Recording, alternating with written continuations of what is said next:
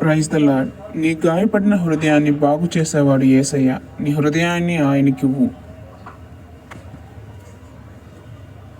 కీర్తనలు 34:18. విరిగిన హృదయం గల వారికి యెహోవా ఆసన్నుడు, నలిగిన మనసు గల వారిని ఆయన రక్షించును. మనం మన బాధలు ఎవరికీ చెప్పలేక గుండె నిండా బాధపడతాం. కొందరు మనల్ని అర్థం చేసుకోరు, కొందరు మనల్ని మర్చిపోతారు.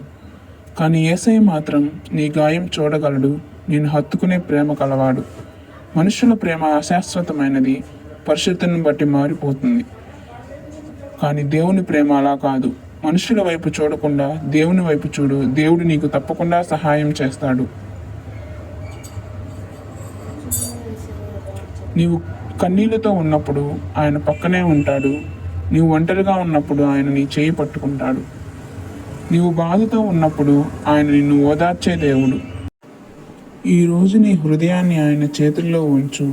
నీవు మారిన మనస్సుతో, కొత్త శాంతితో సంతోషంగా జీవిస్తావు. Glory to the Lord. Like, comment, share, please subscribe.